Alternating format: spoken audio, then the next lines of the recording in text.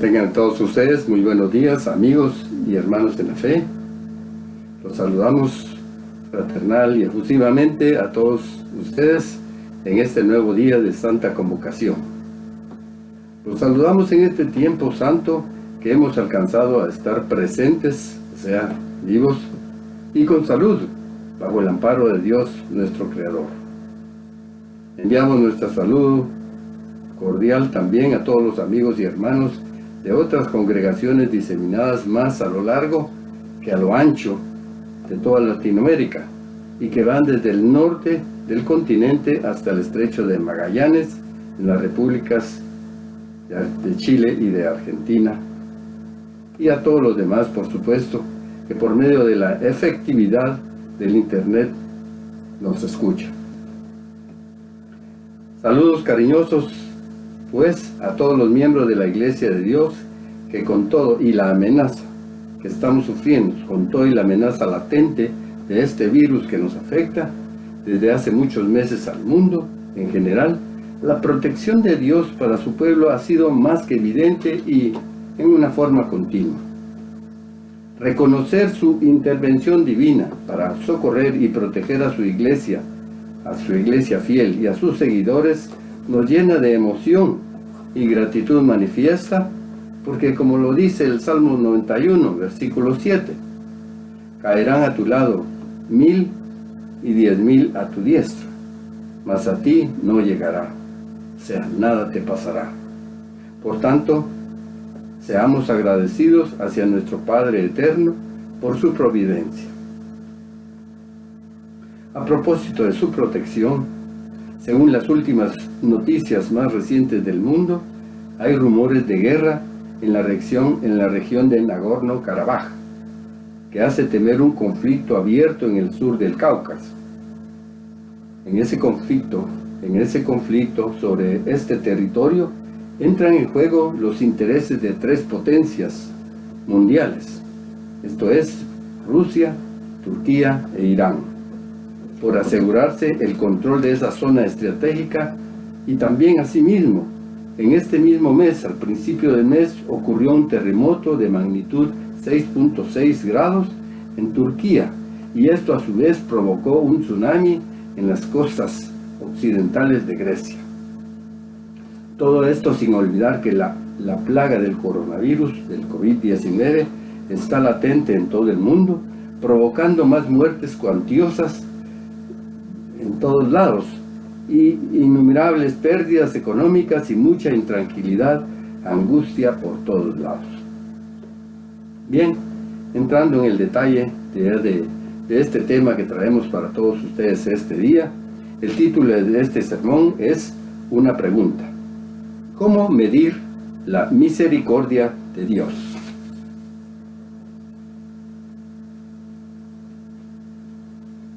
Por causa de que nos acercamos rápidamente a una época del año en la que la influencia del espíritu del mal y del engaño liderado por Satanás se acentúa, se intensifica un poco más, y donde la influencia de la presión por lo que la mayoría celebra y festeja con gran alegría, crea un ambiente por demás peligroso espiritualmente para su iglesia, para el pueblo de Dios.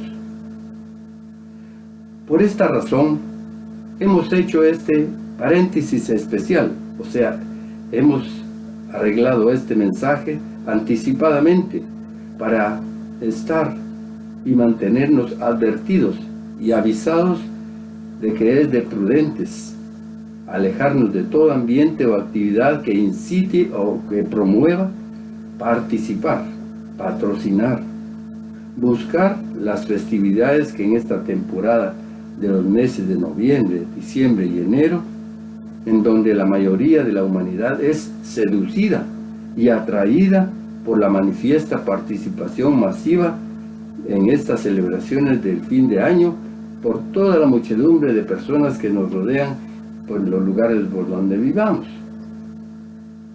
Una festividad que todo el mundo celebra con gran júbilo, sin indagar, sin averiguar ni conocer tampoco el trasfondo misterioso y oculto que todas estas fiestas y festejos son incitados por Satanás, que los manipula y que manipula a grandes masas de la población del mundo y la aleja del verdadero camino de Dios.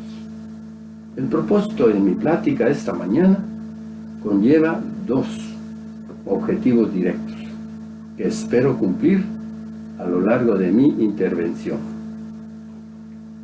Primero, o número uno, hablar de la insidiosa presencia oculta por parte de nuestro acérrimo enemigo, el diablo, del cual debemos procurar en todo tiempo estar lejos de sus insinuaciones, de sus trampas y de sus malévolas acechanzas. Y número dos, realzar la grandeza y misericordia de Dios sobre su pueblo llamado y señalar algunas de todas las promesas ofrecidas por Él para la protección de todo su pueblo.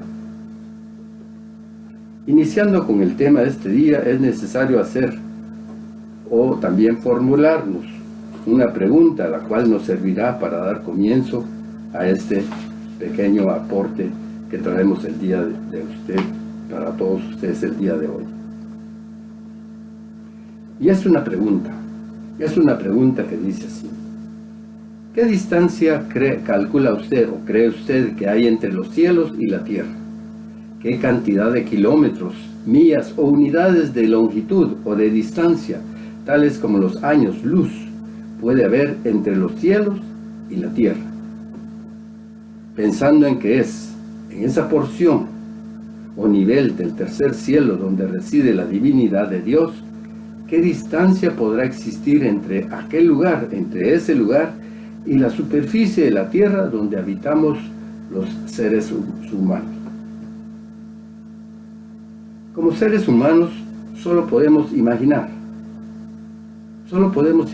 pero no sacar resultados definitivos acerca de esa enorme distancia o de entender algo concreto respecto de esa altura o distancia inimaginable o que no se puede medir.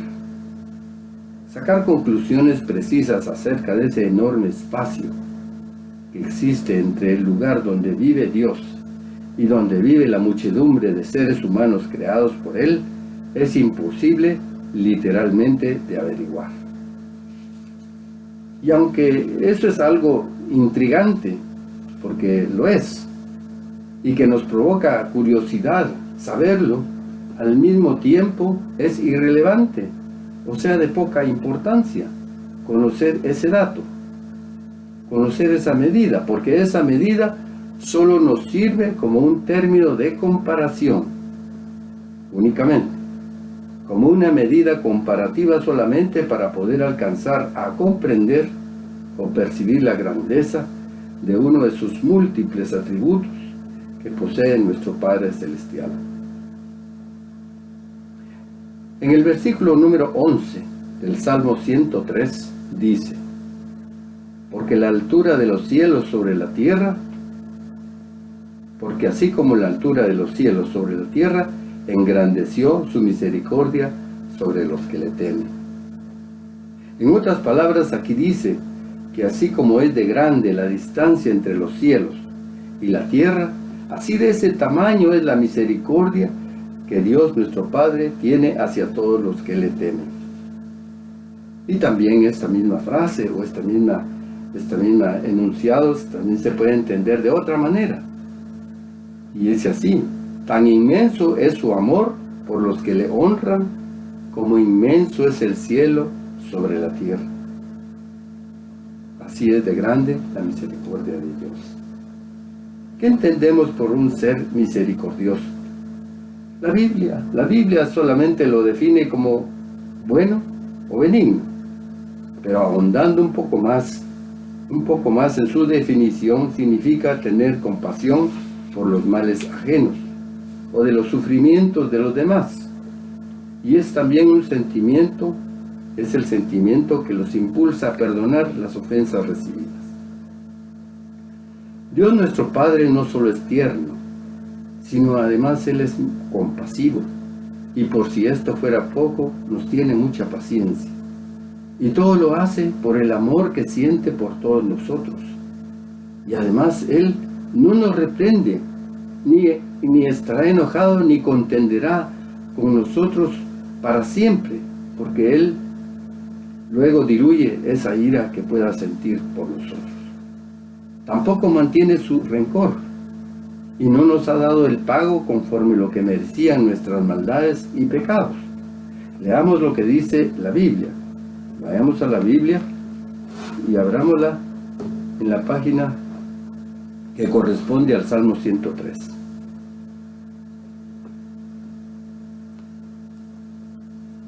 Salmo 103, versículo 8 y 10. Misericordioso y clemente es el Eterno, lento para la ira y grande en misericordia. Número 9. No contenderá para siempre, ni para siempre guardará el enojo. Versículo 10. No ha hecho con nosotros conforme a nuestras iniquidades, ni nos ha pagado conforme a nuestros pecados. Y de esas afirmaciones surge rápidamente otra pregunta como esta. ¿Y quiénes pueden ser, pregúntese usted, aquellas personas que le temen, o aquellos que le honran, o que tratan de honrarlo? ¿Quiénes pueden ser o serán aquellas personas que le temen o que le respetan? Pues sin duda alguna tiene que ser aquellas personas que también lo conocen, porque nadie va a respetar y menos a tenerle temor a alguien que no conozca o a alguien desconocido, ¿no es cierto? Por tanto, es razonable reflexionar y concluir que las personas que le temen o que le honran a Dios son todas aquellas personas que también le conocen. Son todas aquellas que tienen una relación de obediencia hacia Él o con Él. Son todas aquellas también que perciben, todas aquellas personas que notan, que distinguen, que saben y que se dan cuenta de su gran poder a través de la creación, sobre todas las cosas que nos rodean, y como consecuencia de ese temor, se abstienen, se detienen, se inhiben, se retractan de pecar o de cometer cínicamente, o sea, sin ningún tipo de recato o impunemente, cualquier maldad o injusticia que vaya en contra o en oposición de lo que Dios manda. Procuran, sin excusa ni pretexto, evitar el pecado, porque conocen al Dios que lo ordenó, y como resultado de eso razonan así, es decir, como lo hayamos escrito en la escritura que está en Proverbios 8, versículo 36. Busquemos el libro de Proverbios.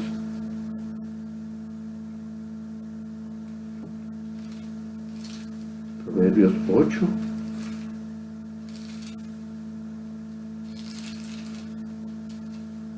Versículo 36. Mas el que peca contra mí, defrauda su alma. Todos los que me aborrecen, aman la muerte. Eso es lo que dice en la Biblia. Pero en otras palabras dice, es como el equivalente a decir, apartarnos de Dios pecando es poner en peligro nuestra vida. Y el que decide apartarse de la obediencia a los mandamientos de Dios es como el que ama la muerte. La muerte. El pecado nos mata. Leamos lo que dice en el libro de Romanos. Vamos al libro de Romanos, por favor. Romanos capítulo número 6.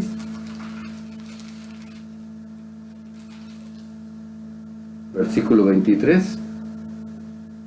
Porque la paga del pecado es muerte, mas la dádiva de Dios es vida eterna en Cristo Jesús, Señor nuestro. Así pues, apartarnos de Dios pecando es poner nuestra vida en peligro, y el que decide apartarse de la obediencia a los mandamientos de Dios es como el que ama la muerte. Los mandamientos de la ley de Dios son un poderoso apoyo, no solo para mantener una buena relación con nuestro Creador, sino además nos sirven eficazmente como un espejo espiritual para poder conocer y diferenciar el pecado. El pecado. Es a través de la ley de Dios que podemos visualizar lo malo que es el pecado. Y por añadidura mejora también nuestras relaciones o interactuaciones personales con las demás personas. Y por si fuera poco, también esa es como una luz en sentido figurado, como una luz que alumbra el camino para distinguir bien y separar bien el bien del mal. En el Salmo 119 lo corrobora de otra manera, pero significa lo mismo. Vamos al libro de Salmos y busquemos el Salmo 119. Y el versículo 105 dice: Lámpara es a mis pies tu palabra, y lumbrera a mi camino. La palabra de Dios ilumina nuestro camino en el andar por esta vida. La luz que proyecta la palabra de Dios ilumina nuestro camino y no tropezamos en la vida y tampoco en las decisiones que hagamos, si nos basamos estrictamente en esa fuente de sabiduría que tenemos a disposición nuestra. A pesar de todos nuestros pecados que por ignorancia hemos cometido, aunque la mayoría han sido por nuestra rebeldía, Dios no nos ha cobrado esas faltas conforme o de acuerdo a nuestras maldades. ¿Sabe usted dónde termina el oriente o dónde acaba el occidente?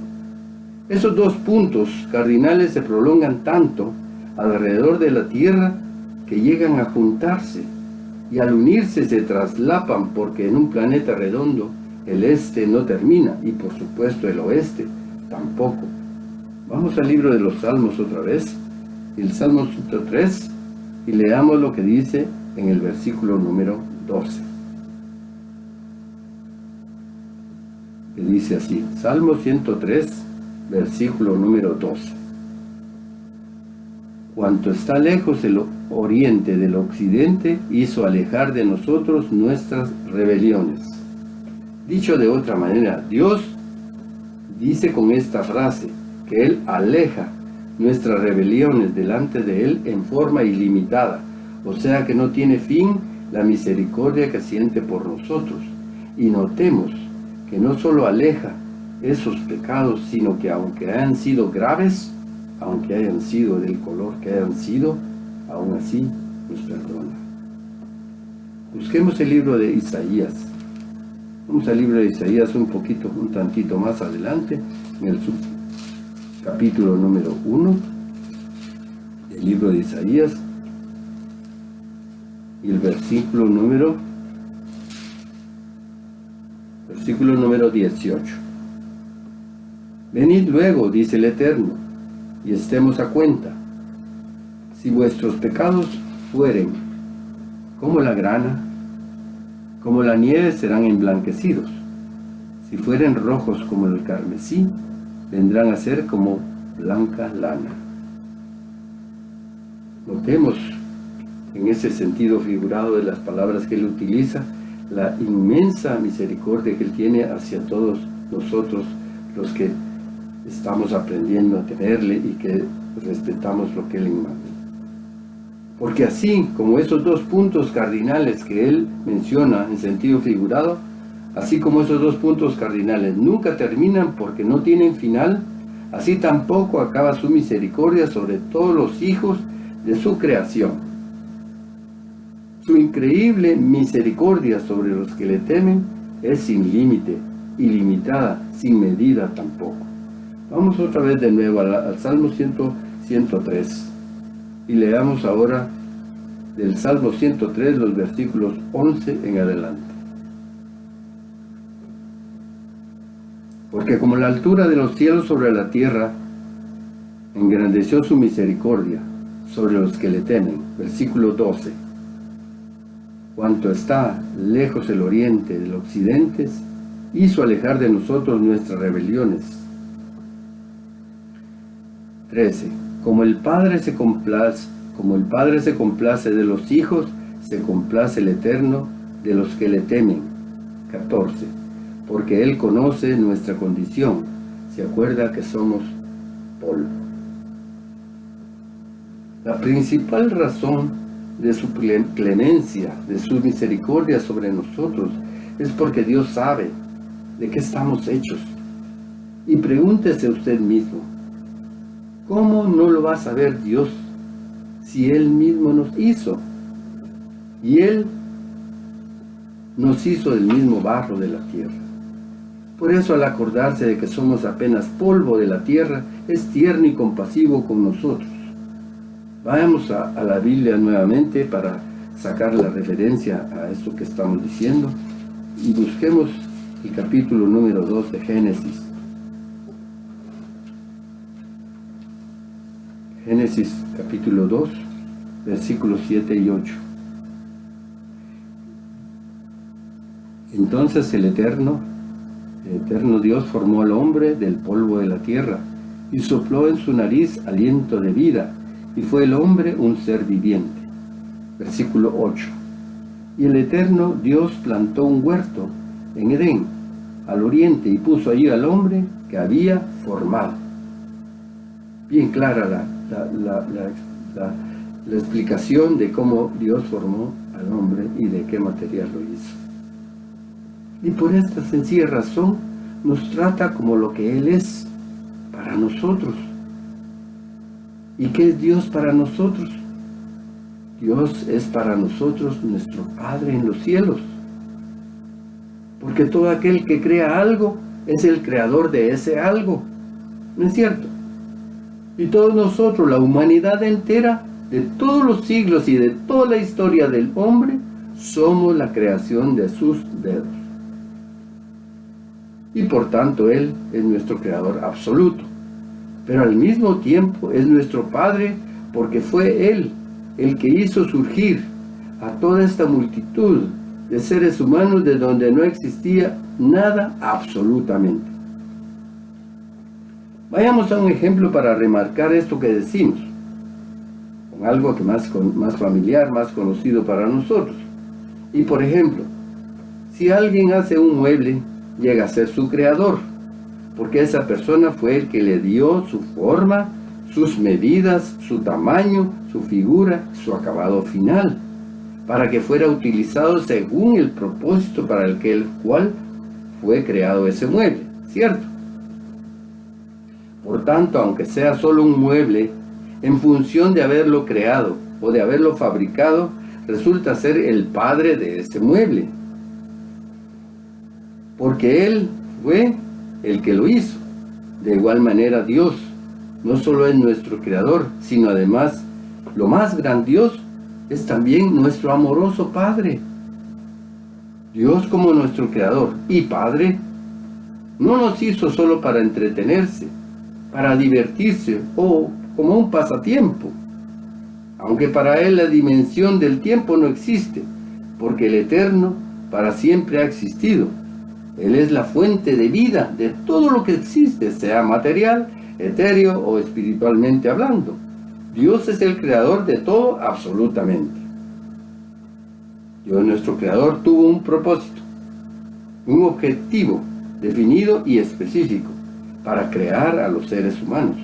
Y por eso creó a Adán y Eva, los primeros seres humanos, que son los prototipos de todos los seres humanos, y a partir de ellos se multiplicaron todas las generaciones y por tanto todas las razas humanas posteriores son descendientes de ellos directamente.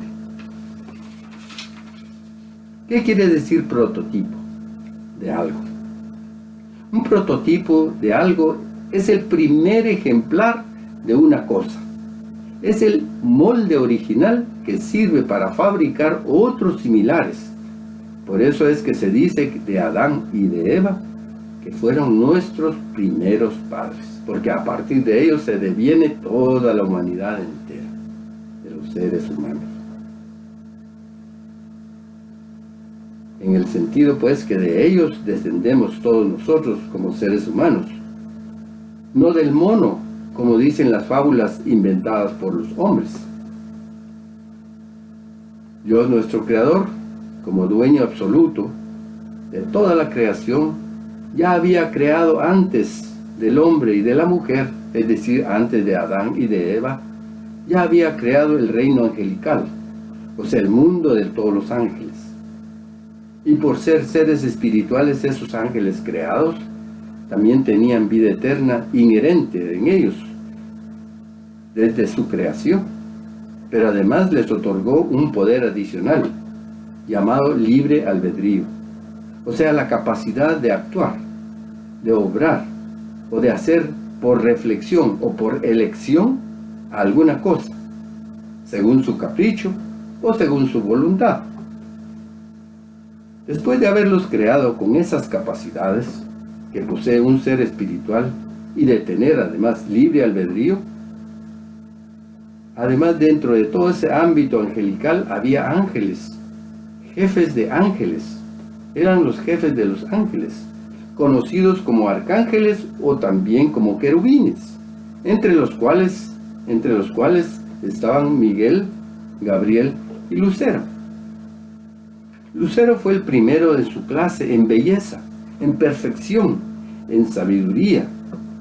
Su conducta, comportamiento y fidelidad eran perfectos, según lo dice la Biblia, que es la palabra de Dios escrita. Vamos al libro de Ezequiel. Ezequiel, en el capítulo número 28.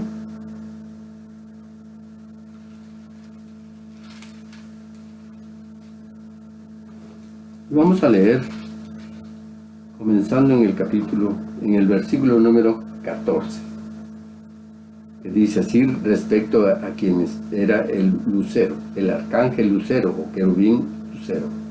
Tú, querubín grande, protector, yo te puse en el santo monte de Dios. Allí estuviste, en medio de las piedras de fuego te paseabas. 16.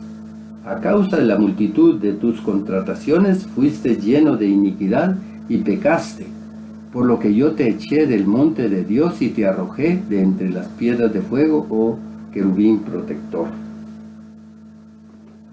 Ese arcángel fue creado perfecto y sin mancha, pero más tarde escogió el camino del pecado y de la rebelión. Leámoslo ahí también, pero empezando en el versículo número 12, siempre del libro de Ezequiel 28. Vamos a empezar por la segunda parte de ese versículo 12, que dice así: tú eras el sello de la perfección, lleno de sabiduría y acabado de hermosura. Versículo 15. Perfecto eras en todos tus caminos desde el día que fuiste creado, hasta que se halló en ti maldad. Versículo 17. Se enalteció tu corazón a causa de tu hermosura, corrompiste tu sabiduría a causa de tu esplendor. Yo te arrojaré por tierra delante de los reyes, te pondré para que miren en ti. Según el testimonio de Jesucristo, esta sublevación o esta rebelión, esta sedición, fue apoyada por una tercera parte de los ángeles que lo siguieron en su levantamiento.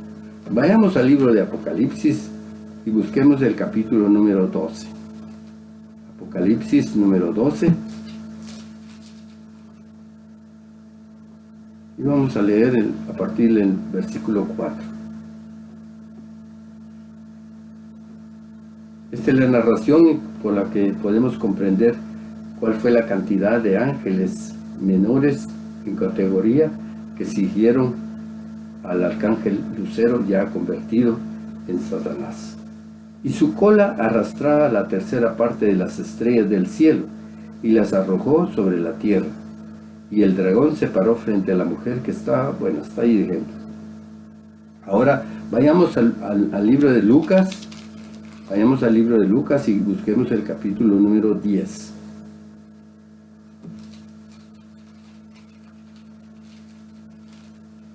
capítulo número 10 de Lucas, y vamos a leer el versículo número 18. Y ese es el resultado de esa rebelión y el resultado de lo que él recibió. Satanás fue lo que se lee aquí en el versículo 18 del libro de Lucas, el capítulo número 10. Y les dijo: yo veía a Satanás caer del cielo como un rayo. Esa fue la expulsión literal que sufrió este arcángel después de su rebelión delante del trono de Dios. Satanás y los ángeles rebeldes, ahora llamados demonios por su comportamiento y sedición ante el trono de Dios, trataron de derrocar a Dios mismo y fueron expulsados de su presencia. Vamos al libro de Isaías. Busquemos el libro de Isaías para poder revisar lo que ocurrió en ese entonces. Capítulo número 14 de Isaías, versículo 12. Si ya están allí, dice así: Isaías 14, versículo 12. ¿Cómo caíste del cielo, oh lucero, hijo de la mañana? Cortado fuiste por tierra, tú que debilitabas a las naciones. 13. Tú que decías en tu corazón: subiré al cielo en lo alto, junto a las estrellas de Dios levantaré mi trono, y en el monte del testimonio me sentaré a los lados del norte. 14. Sobre las alturas de las nubes subiré y seré semejante al Altísimo. Esas eran las pretensiones que él tenía. Versículo 15. Mas tú derribado eres hasta el Seol, o sea, hasta la sepultura, a los lados del abismo. Vayamos ahora a la segunda carta del apóstol Pedro. Segunda de Pedro, capítulo 2, versículo 4, dice así: porque si Dios no perdonó a los ángeles que pecaron, sino que arrojándolos al infierno los entregó a prisiones de oscuridad para ser reservados al juicio. A continuación, la escritura de Primera de Pedro 5, en el capítulo 5, versículo 8, nos ayuda a comprender lo que estamos tratando de explicar. Primera de Pedro, busquemos la primera carta del apóstol Pedro, capítulo número 5, versículo número 8. Este es un consejo, es un consejo hacia todos nosotros para advertirnos acerca de la sobriedad que debemos tener, el equilibrio, el recato para poder actuar en esta vida. Dice así, versículo 8 del capítulo número 5 de la primera carta del apóstol Pedro: sed sobrios y velad, porque vuestro adversario el diablo, como león rugiente, anda alrededor buscando a quien devorar. Esta es una advertencia que nos ayuda a entender que el diablo no es tan solo el enemigo de Cristo, sino además enemigo de todos los seguidores de Cristo. Y siendo la iglesia de Dios el grupo de los llamados a salir de las costumbres, tradiciones y doctrinas de este mundo gobernado por Satanás, enseña que también debemos ser prudentes y mantenernos alertas y despiertos, porque nuestro enemigo, como un león rugiente, nos acecha y trata de devorarnos al menor descuido. Leámoslo de nuevo para que podamos reafirmar esto que dice aquí: sed sobrios, es ser prudentes, ser equilibrados, ser muy balanceados en lo que hacemos o en lo que buscamos hacer. Sed sobrios y velad, porque vuestro adversario el diablo, como león rugiente, anda alrededor buscando a quien devorar. La historia del diablo es un relato de codicia, traición, rebeldía y desobediencia hacia su creador, quien le había otorgado los dones más valiosos que jamás algún ser hubiese recibido alguna vez. Sin embargo, nuestra atención al remarcar todo lo acontecido con este ser espiritual tan poderoso y malvado al mismo tiempo es con la intención de hacer notar más realísticamente hasta qué punto o hasta qué extremo puede llegar el atrevimiento, la osadía, la determinación de quien es para nosotros ahora nuestro enemigo. Reflexionemos todos. ¿Qué tipo de enemigo y qué poder mantiene todavía sobre la humanidad y especialmente la presión espiritual que ejerce en y sobre la iglesia de Dios que hoy día obedece, busca y espera el reino de Dios, al cual ese ser quiso usurpar y apoderarse de él antes de ser expulsado del tercer cielo? La larga historia del diablo puede resumirse en un relato corto de un rotundo fracaso: traición, osadía, orgullo, codicia, rebeldía, degradación, sentencia y expulsión y condenación por parte de Dios, nuestro Creador. Ese es el resumen corto de la larga historia del diablo, pero no ha terminado.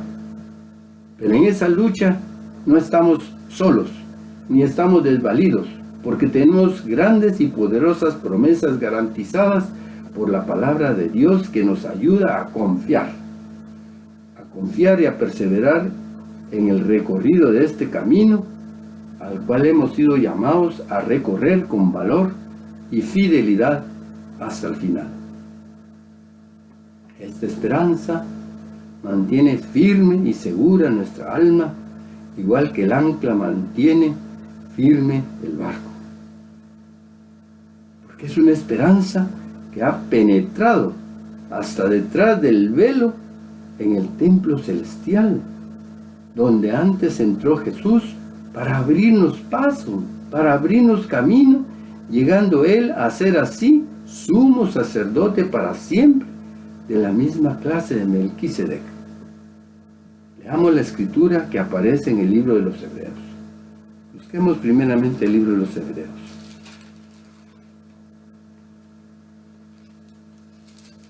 Vayamos al capítulo número 6. Y vamos a leer a partir del versículo número 18. Dice así: para que por dos cosas inmutables en las cuales es imposible que Dios mienta, tengamos un fortísimo consuelo los que hemos acudido para asirnos, para agarrarnos de la esperanza puesta delante de nosotros. Versículo 19: la cual tenemos como segura y firme ancla del alma, y que penetra hasta el dentro del velo. Versículo 20: donde Jesús entró por nosotros como precursor, hecho sumo sacerdote para siempre según el orden de Melquisedec. Los recursos, artificios y truhanerías, engaños y trampas que coloca el enemigo en estos tiempos, especialmente a los miembros de su iglesia o de la iglesia de Dios, son para hacernos fracasar.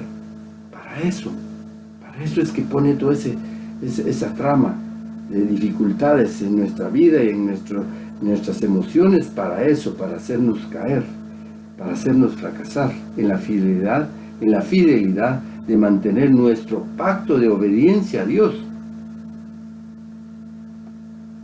Y es en este tiempo, precisamente en este recorrido, en los últimos meses del año, donde se requiere de mayor prudencia y de mayor acercamiento a Dios. Ahí debemos mostrar más ese tipo de actitud, porque es en estas fechas del final y del comienzo del año cuando ocurren o cuando acontecen estas celebraciones ruidosas. Pero lamentablemente la gran mayoría gran mayoría, casi todos, los que la celebran, ignoran, o aunque lo sepan, no les importa que esas fiestas se deriven o que provengan o que sean como un reciclado de antiguos festivales paganos disfrazados de cristianos. Todas incitadas, promovidas, influenciadas, motivadas, no solo para que participemos en ellas, sino además para que por medio de ellas caigamos en el hoyo negro y profundo del desacato, perdición y extravío del verdadero camino que conduce hacia la salvación. Entre algunas de ellas podemos mencionar como el Día de los Difuntos, el Halloween, los convivios de la Navidad, la misma Navidad, el Año Nuevo, el Día de Reyes y todo ese conjunto, ese ramillete de cosas y de fechas y de celebraciones, son ese tipo de las cosas que estábamos diciendo. Son los recursos, artificios, truhanerías, engaños y trampas que utiliza el enemigo para hacernos caer en ese hoyo. Como decíamos al principio, nos acercamos o ya estamos sobre esas fechas en las que se reactiva el ímpetu con que podemos ser influenciados negativamente y espiritualmente por el error y el engaño. Y por eso la motivación y el propósito de mi plática, para que estemos alertas y dispuestos a colocarnos toda la armadura de Dios para hacerle frente a los ataques del enemigo que fácilmente nos puede ver, detectar y hacernos caer. Si la misericordia de Dios es ilimitada, es decir, que no tiene límites, como lo hemos analizado a lo largo de este mensaje, entonces de ahí mismo podemos sacar la respuesta a la pregunta del título de esta plática, que decía, ¿cómo medir la misericordia de Dios? Y la verdad es que la misericordia de Dios es infinita hacia los seres humanos que Él mismo ha creado y que poblamos todo el planeta Tierra. Pero Dios, nuestro Creador, también es absoluto y posee toda la potestad para usar, hacer, disponer y actuar como Él lo disponga, y su creación no puede señalarle falta alguna, porque por eso es también un justo juez. La perfección y equidad de su juicio no tiene ni puede evaluarse por medio de razonamientos humanos, simplemente. Sin embargo, la Biblia dice que Él tendrá misericordia de quien así lo considere determinar. Es decir, que queda a discreción de Él otorgarla. Vamos al libro de Éxodo, hacia el principio, Éxodo capítulo 33.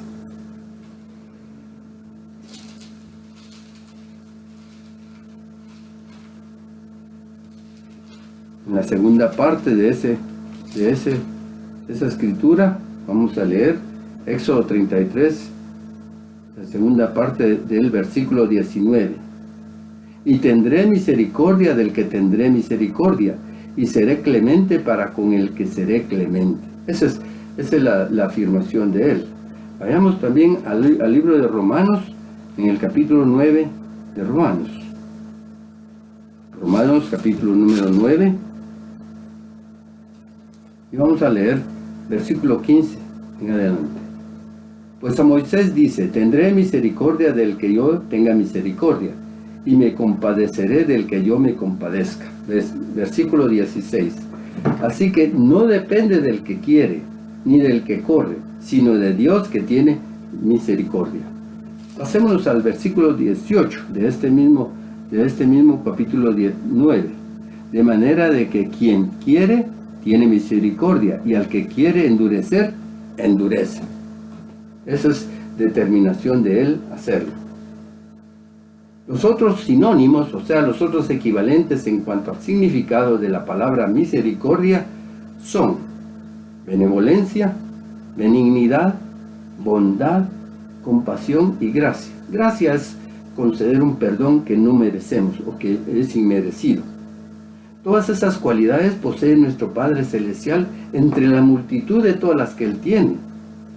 Probablemente algunos dirán, ¿de qué puede culpar al hombre si nadie puede oponerse a Él, a su decisión o a su autoridad o a lo que ha dispuesto a hacer así?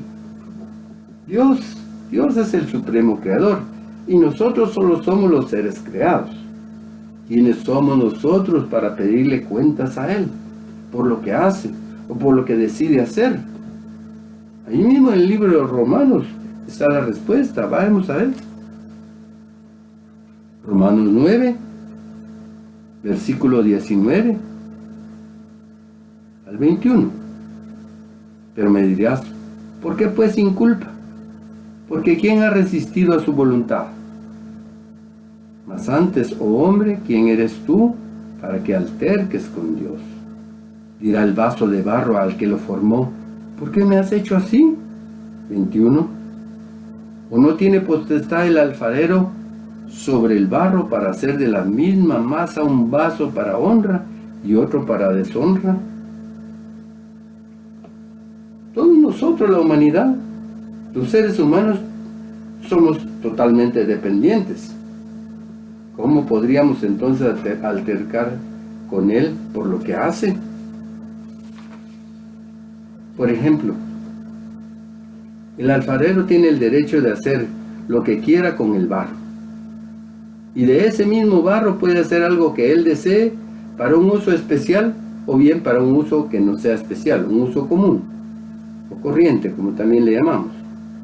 Dios en su insondable, o sea que no se puede averiguar, en su insondable y magnánima misericordia, nos tuvo compasión, o sea misericordia, y a pesar de merecer el castigo que nos llevaba a la perdición por ser pecadores, aún así nos soportó con mucha paciencia, porque al mismo tiempo quería mostrar la grandeza de su gloria y nos preparó de antemano para tener parte en ella, es decir, para participar en su obra, la obra que estaba haciendo o que hace por medio de seres humanos. Al principio de mi mensaje dijimos que hablaríamos de la dañina presencia oculta del diablo, quien es nuestro más acérrimo enemigo. ¿Sabe usted qué quiere decir de acérrimo? Acérrimo es fuerte, es tenaz, es insistente. Esto es lo que quiere decir acérrimo. Y que nos mantuviéramos lo más alejado posible de todas sus acechanzas, trampas o engaños disfrazados, para no caer derrotados por su poder maligno.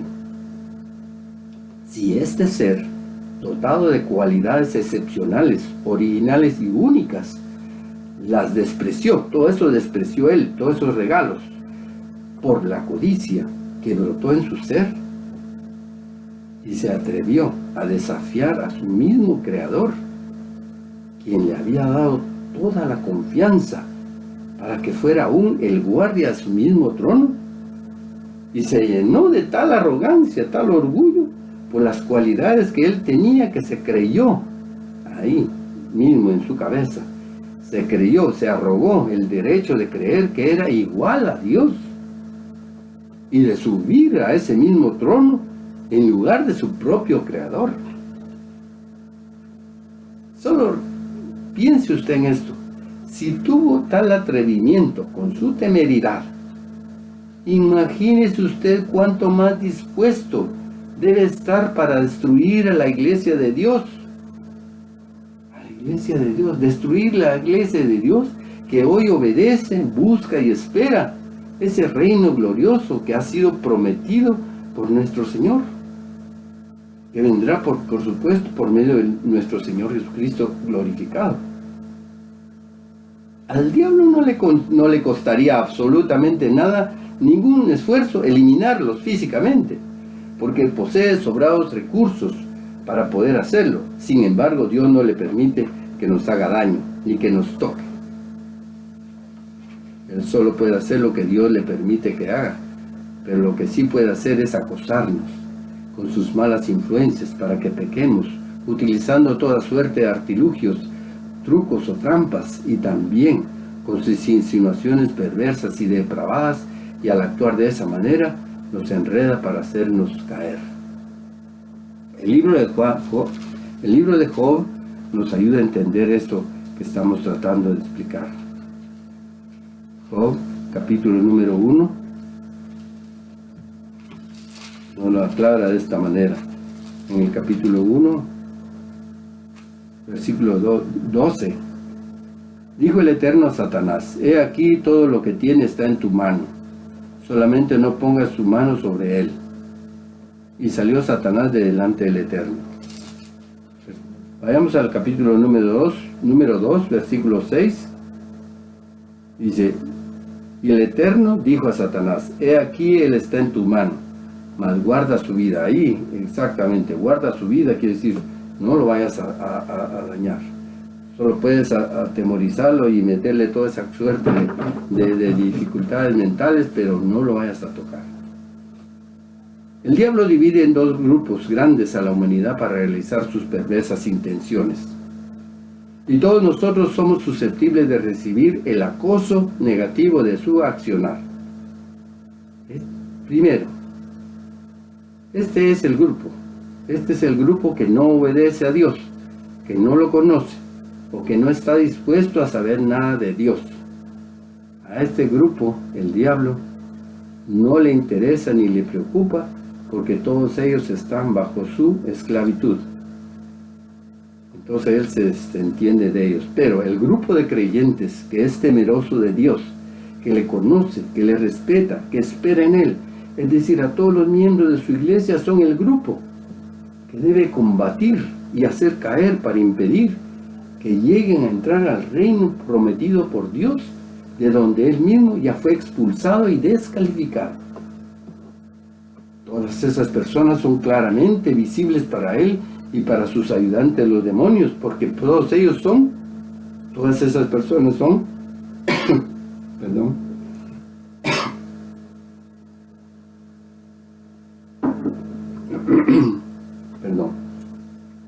todos ellos son como luces encendidas en medio de la profunda oscuridad donde vive el resto de los que no obedecen a Dios, donde vive el resto del mundo. Y sabiendo Dios que estamos expuestos de esa manera a sus malas intenciones, nos estimula y nos anima con esas palabras. Busquemos el libro de Lucas, capítulo número 12.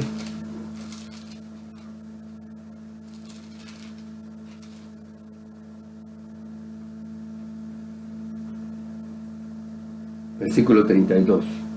No temáis, manada pequeña, porque a vuestro Padre le ha placido daros el reino. Pero también leamos el versículo 31. Mas buscad el reino de Dios y todas estas cosas os serán añadidas. Estamos casi en medio de los festivales más propensos y peligrosos espiritualmente hablando. Primero, en donde la amenaza del asedio popular, o sea, de toda la sociedad, esa es la primera amenaza. Luego, la amenaza del enemigo, Satanás. Y luego, la otra amenaza también somos nosotros mismos. Son posibilidades que nos pueden desviar del camino, de la santidad, la cual Dios ha llamado a perseverar y a permanecer con fidelidad. Hemos dicho que hay tres amenazas, o causas, que se mantienen presentes y latentes alrededor nuestro, que nos pueden inducir a desistir del empeño que sentimos por seguir en el recorrido del camino hacia la salvación.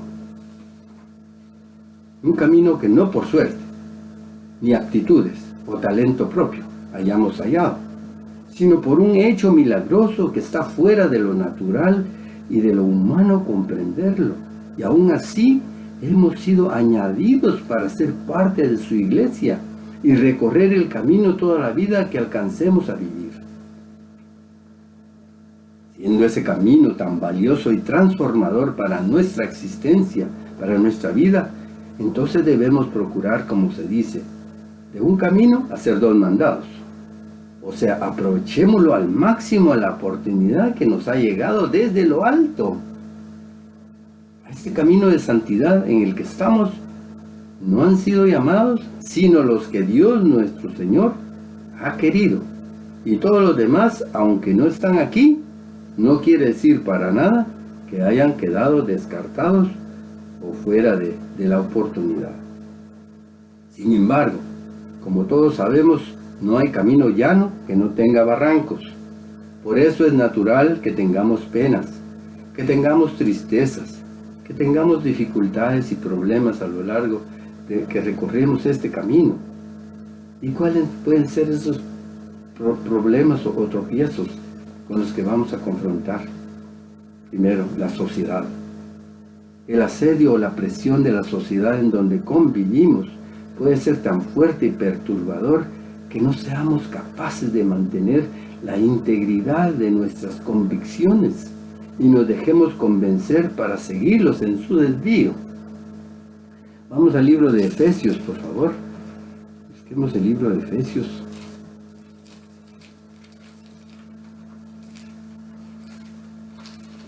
Capítulo número 6 de Efesios.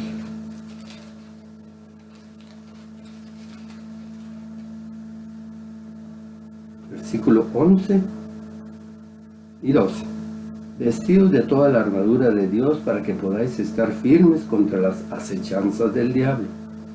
12. Porque no tenemos lucha contra sangre y carne, sino contra principados, contra potestades, contra los gobernadores de las tinieblas de este siglo, contra huestes espirituales de maldad en las regiones celestiales.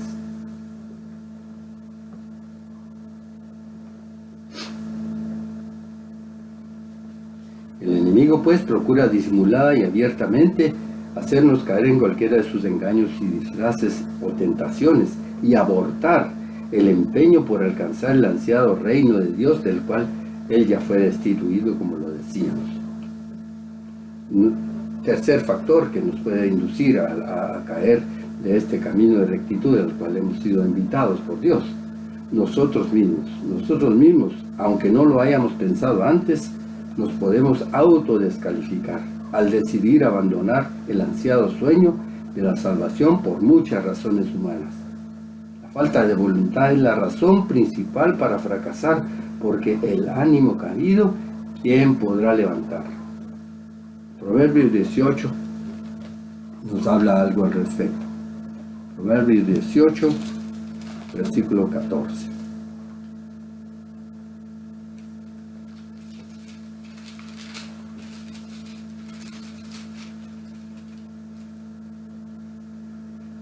Dice así, Proverbios 18, 14, el ánimo del hombre soportará su enfermedad, mas ¿quién soportará al ánimo angustiado? Renunciar por falta de voluntad es lo más fácil, pero la fe en Dios nos cuenta mucho para ayudarnos y favorecernos. Recordemos ya para ir concluyendo que si la misericordia de Dios no fuera tan grande y si nuestro Creador no nos hubiera apartado para un uso especial, no fuéramos parte de los llamados a salir de las tradiciones y costumbres de este mundo malo gobernado por Satanás. Porque a nadie puede llegar a tener acceso a la verdad de Dios y de su iglesia si el Creador no nos llama por su misericordia a formar parte de la iglesia, de sus llamados y elegidos, porque solamente Dios es quien hace el llamado. Él hace la elección por nosotros, como lo hemos sabido en la escritura muy conocida del apóstol Juan capítulo número 6. Revisémoslo, por favor, para reafirmar lo que estamos tratando de aprender. Juan capítulo número 6, versículo 44. Ninguno puede venir a mí si el Padre que me envió no le trajere, y yo le resucitaré en el día postrero. Vamos al 65 también. Versículo 65 del libro de Juan 6. Y dijo, por esto os he dicho que ninguno puede venir a mí si no le fuere dado del Padre. Recapitulando, somos vulnerables a los ataques del enemigo porque nos ataca directamente, donde nadie más que nosotros mismos tenemos la potestad de decidir qué hacer. ¿Y dónde queda ese lugar en todos nosotros los seres humanos? Ese lugar está aquí mismo, en nuestra mente, atacando nuestra mente con sus tentaciones, insinuaciones y motivando o incitando nuestras inclinaciones carnales. Quedamos desprovistos del dominio propio, que es la fortaleza que tenemos para evadir o rechazar el pecado y no caer de la firmeza que procuramos mantener ante Dios. Todos los seres humanos somos apenas polvo de la tierra, con numerosas presiones tanto internas como externas, que nos asedian cada día, presiones internas como nuestras propias concupiscencias, y externas que nos llegan por el mundo que nos rodea, además de las que nos transmite mentalmente Satanás y sus demonios. Pero la gran compasión y la inmensa misericordia de Dios nuestro Creador se multiplica aún más en los seres humanos débiles e imperfectos que somos todos nosotros, porque Él se recuerda que somos solo polvo de la tierra. Así que por eso nos trata y se compadece de nosotros como un padre, tal como un padre tiene compasión por sus hijos, porque Dios se compadece de todos, aquellos que le temen y que esperan en las promesas de su palabra, ofrecidas como garantía en su palabra escrita, la Biblia. Como decía el rey David, debemos procurar ser una ofrenda viva, agradable ante Él, obedeciéndole y haciendo su voluntad para darle a Él una ofrenda que valga la pena, aunque nos parezca un sacrificio. No debemos ofrecerle algo a Dios que no nos cueste nada.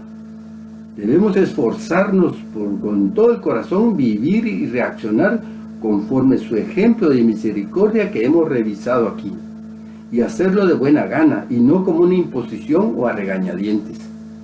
Finalmente, imitemos la grandeza de la misericordia de Dios, aunque sea en la pequeñez de nuestra vida, ahora que estamos vivos y conscientes, porque en la sepultura, que es hacia donde vamos, no hay obra, no hay trabajo, ni ciencia, ni sabiduría por hacer, ni aprender. Que tengan todos ustedes, estimados hermanos en la fe y amigos de la iglesia, una bendecida y próspera semana, es mi mejor deseo. Buenas tardes.